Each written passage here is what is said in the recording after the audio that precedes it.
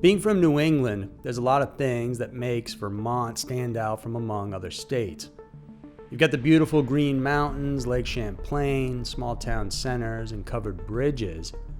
Also, interestingly, Vermont is considered the most rural state in the country, with almost 90% of its population living in rural areas and the rest in small cities. Now, while it's generally very quiet and tranquil there, make no mistake about it, Vermont has its fair share of strange and mysterious crimes. Because wherever you find people, you're bound to run into a few bad apples. And the stories on our list today will show just that. Thank you guys so much for tuning into this episode of Scary Mysteries. Please like and subscribe if you enjoy our videos. And now, here are 5 mysterious unsolved crimes from Vermont. Number 5. Murder of Roland and Marim Hanel. Vermont is one of those rare places that allows the legal hunting of bears. It occurs twice a year, and the most popular time is during September. Residents around J were used to hearing gunshots ringing out throughout the day, which is why when an incident took place in the summer of 1984, no one was aware that it was no longer bears that were being hunted, but instead, humans. It had been 3 years since Roland and Marim Hanel had moved into their chalet on Gendron Road in Jay, Vermont. Because it was only the two of them, the couple decided to rent out the upper floors of their gorgeous property while they lived in the basement. When the brutal incident happened, no one was renting the place, which is why it took several days before the bloodshed was even discovered. It was on September 20th when a friend of the Hanels came by the place to find the two dead. An intensive medical examination was then conducted, confirming that the victims had been shot multiple times each, with the wounds found in different parts of their bodies. There were a few clues, but police could only get so far with that information. There hasn't been a single arrest made in this case, and it's only received minimal media attention. But what makes the case even harder to crack is the fact that the police couldn't find a single viable motive for the killings. Neighbors and friends attest to the couple's good nature and friendliness to the J community as a whole. There were rumors, however, saying that Mr. Hanel had a long-standing boundary dispute with another lot owner.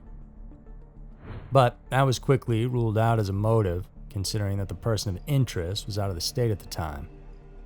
But several other theories popped up over the decades, and there were 2 that really piqued the public's interest.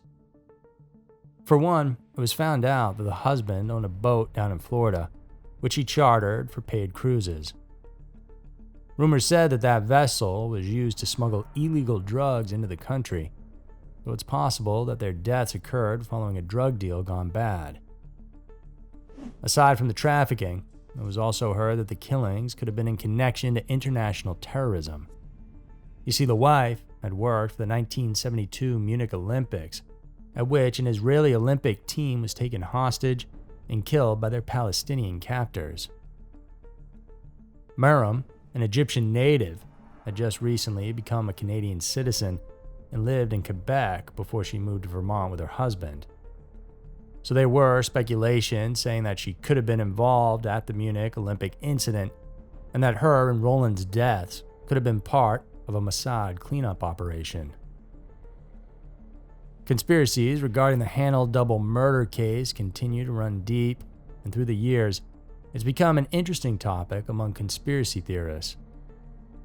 Until the case is solved, though, their deaths up in Vermont will still remain a mystery.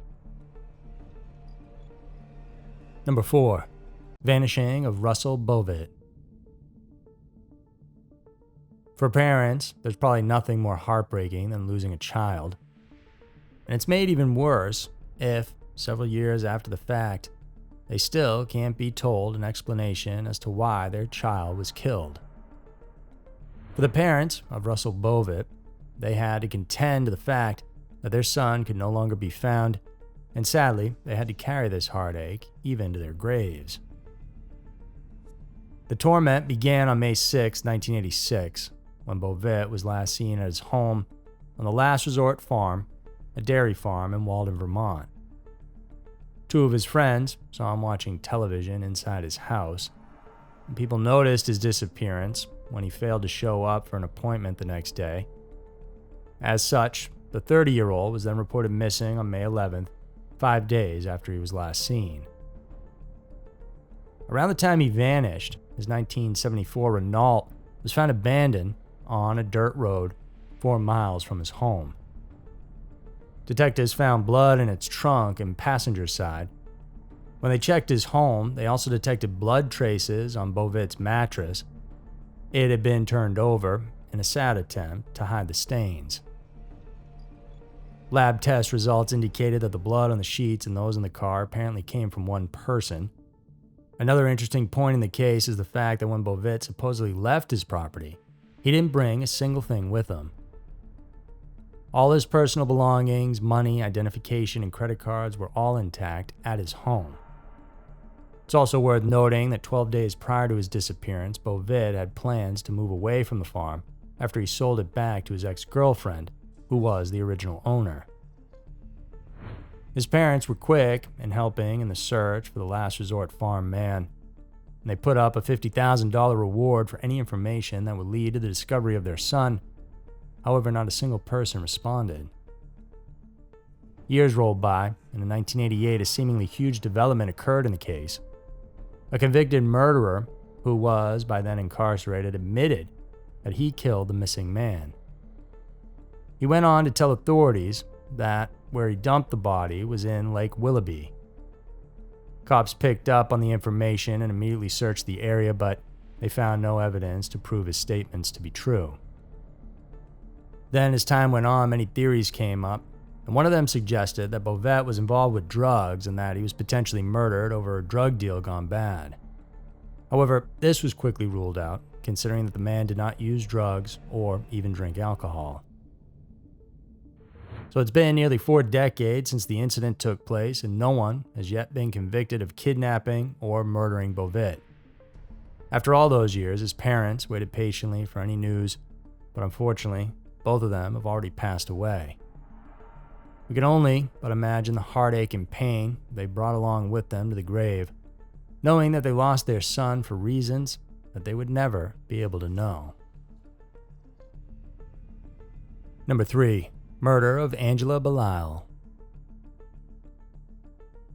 Medical examiners are there to help law enforcers detect and determine what actually caused a victim's death.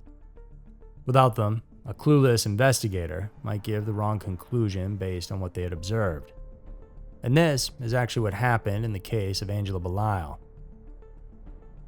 On January 3rd, 1981, a student at the University of Vermont passed by the Belisle residence at 62 Brooks Avenue in Burlington. At first, the witness thought that what she saw was a mannequin that got topped over in the driveway. Upon a second look, though, she was convinced that it really was a human corpse, and the student immediately called police.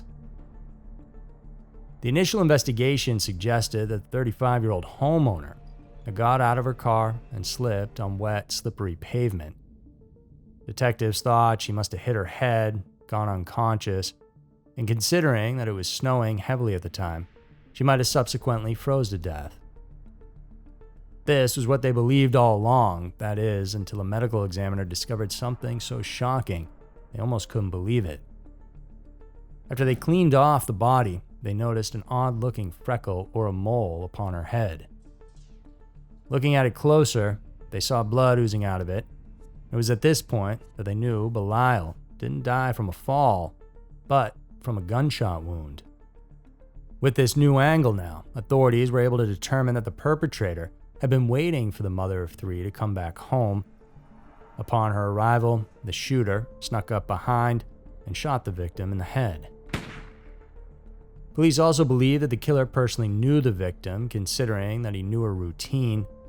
It was also observed that no valuables were taken from the scene or even from inside the house, which led them to theorize that the killer's objective was really just to kill the woman. Weirdly enough, investigators could not locate the bullet that was fired by the gunman. Names slowly surfaced through time, and one of them was the woman's ex-husband. You see, Belisle, a former school teacher at St. Albans, had recently been divorced. On the day that she was killed, she was supposed to meet her unnamed ex-husband to drop off their children. He was among the first to be questioned, but police couldn't find any reason to make him a person of interest. Since the case was still active, authorities couldn't fully disclose the details of their investigation. It's likely that Belisel's former husband may have had something to do with the senseless killing, but as of now, this case will remain a mystery. Number 2. Disappearance of Lynn Schultz. Lynn Schultz was a freshman at Middlebury College in Vermont. She hailed from Simsbury, Connecticut, where she had finished high school. And while in college, her classmates and friends often heard her talking about how she liked the idea of faking her own death and starting life anew. But no one really seemed to take her seriously. In her letters to family and friends back home, she also frequently talked about how she felt homesick, and at one time she admitted wanting to withdraw from college altogether. Her folks back in Connecticut didn't believe her as well, considering that she was registered for spring semester classes after the autumn term was over. And although her academic performance at Middlebury wasn't exactly as stellar as it had been in high school, she was, however, doing great. In fact, for her English drama class, the 18-year-old had been studying so hard for the final exam, which was to take place on December 10th, 1971. It was, however, during the time that this exam was supposed to take place that she supposedly vanished. According to the timeline created by the Middlebury Police Department, the test was scheduled to take place at around 1 p.m. At 12:45 p.m. on that same day, Lynn was seen back in her dorm room searching for her lucky pen. Her classmates later on wondered why she didn't show up for the exam, and at 2:15, the college student was once again seen waiting at a bus stop. She told someone she was headed to New York, but the bus had already left, and this was supposed to be the last time that anyone ever saw her. The Simsbury native was reported missing just 6 days later, and the ensuing investigation had authorities combing for clues. It was discovered that she left almost all of her personal belongings behind, including money, IDs, licenses, as well as her clothes. The case then went cold for decades, but in 2012, Middlebury police got a tip saying Schultz was seen hitchhiking. These claims, however, could not be substantiated. In 2015, police announced that the missing girl had been to All Good Things on the day that she disappeared. All Good Things was a health food store owned by none other than Robert Durst. In case you missed it, Durst was a convicted murderer accused of killing his friend Susan Berman and his neighbor Morris Black. A possible connection was looked into, but the details seemed lacking to make Durst an actual suspect. Evidence is sparse as to her actual fate. Her family now rests on the theory that she must have been killed, but that is yet to be proven. As of now, though, the official word is that she remains a missing person and is thought by the authorities to still be alive. Number 1. Twin vanishing of Grace and Gracie Reit. Sometimes leaving an abusive relationship can be more dangerous than staying in it.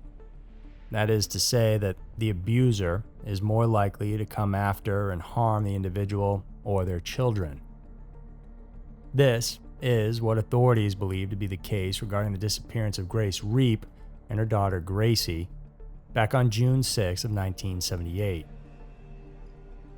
On that day, the mother and child disappeared from their 10-acre home on Hanley Lane in Jericho, Vermont. The mother left behind 2 young sons and her husband, Michael Reit. Subsequent reports said that the woman left behind a note saying that she and Gracie were leaving on their own and would never return. Their disappearance was reported on June 11th, 5 days after the incident, and on June 16th, Mr. Reit filed for divorce, citing desertion and intolerable severity as grounds for marriage dissolution.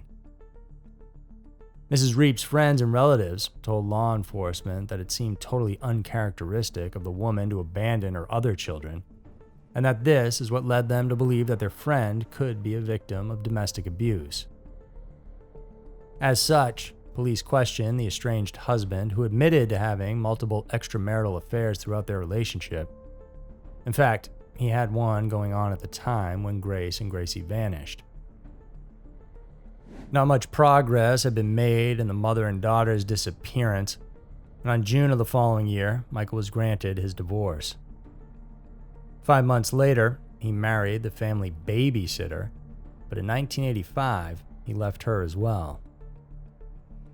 It was already 1987 when police decided to consider homicide as the cause of the pair's vanishing. An extensive search of their property in Jericho commenced, but authorities still couldn't find any clue of Grace and Gracie's whereabouts. Detectives interviewed Michael once again in 1996.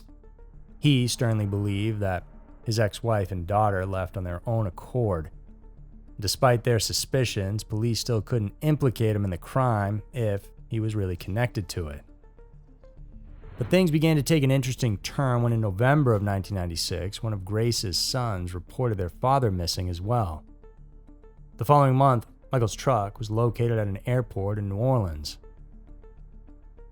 Nothing was heard from him again until June of 2006, and police announced that they finally decided to charge the missing man with first-degree murder in connection with Grace's disappearance and second-degree murder with Gracie's. They surmised that the mother was killed when she found out about his multiple affairs. Meanwhile, the girl was killed because she witnessed the murder. While they had yet to substantiate this theory, in June of 2010, investigators said that they had finally identified a John Doe from Yuma, Arizona, and that it was Michael. What happened was in January of 97, a year after he went missing, Michael abducted a man at gunpoint and stole his car. The victim escaped, and the perpetrator took off with the stolen vehicle. Then a chase ensued, and he was forced to pull over on the highway. But before law enforcers could ever arrest him, the suspect shot himself in the head. By that time, he had been on the run for 13 and a half years.